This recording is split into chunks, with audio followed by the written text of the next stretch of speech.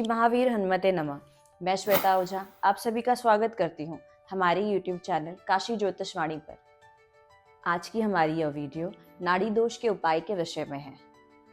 नाड़ी दोष पूरे कुंडली मिलापक का और पूरे अष्टविध मिलापक का सबसे महत्वपूर्ण भाग है। नाड़ी दोष का महत्व मांगलिक योग से भी अधिक है। अष्टविध मिलापक में 8 भाग होते हैं और कुल 36 गुण होते हैं। इन सभी 8 भागों में नाड़ी दोष के सबसे ज्यादा 8 गुण होते हैं।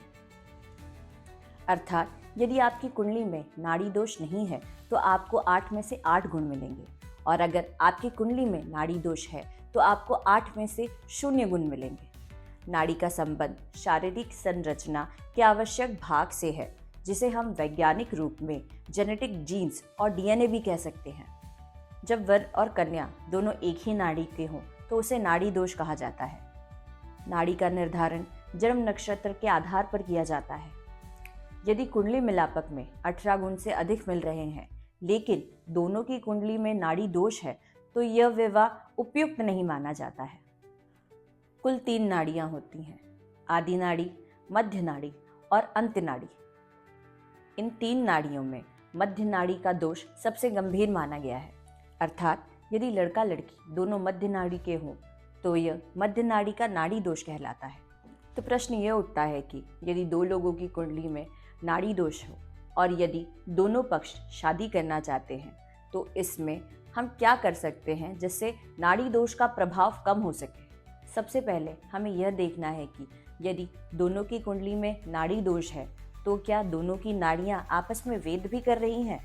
यदि लड़का लड़की के जन्म नक्षत्र के चरण 1-4, 2-3, 3-2, 4-1 है तो फिर दोनों की कुंडली में नाड़ी दोष के साथ ही साथ नाड़ी वेद भी है।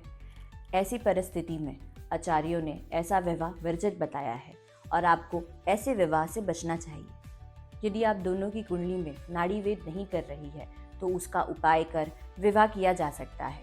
यदि नाड़ी दोष के बाद भी अगर आप विवाह करना चाहते हैं तो उपाय के तौर पर आप विवाह के कुछ समय बाद महामृत्युंजय का विधिवत जाप किसी योग पुरोहित के माध्यम से करवाएं।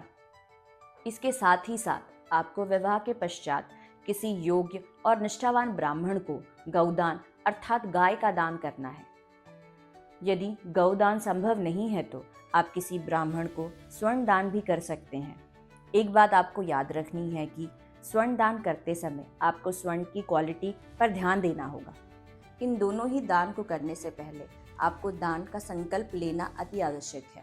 अर्थात आपको यह कहना है कि आप यह दान नाड़ी दोष के निवारण के लिए कर रहे हैं। इस संकल्प को करने के लिए आप उस योग्य पुरोहित की सहायता अवश्य लें।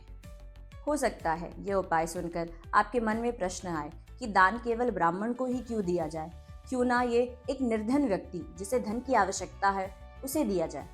इस बात को समझने के लिए पहले हमें ब्राह्मण के अर्थ को समझना होगा। वैदिक परिभाषा के अनुसार ब्राह्मण वही है जो धार्मिक कार्यों में प्रवीण हो, अर्थात जिसकी शिक्षा दीक्षा धार्मिक कार्य करने के लिए हुई हो। इसीलिए आपको किसी योग्य पुरोहित और ब्राह्मण को ही यह दान करना है। एक ब्राह्मण जो अपने कर्तव्यों के प्रति निष्ठावान है, ऐसा ब्राह्मण जब आपसे दान लेता है तो वह दान के साथ साथ आपके सभी विकारों को भी आपसे दान के स्वरूप में लेता है, जिससे आपका आध्यात्मिक विकास होता है।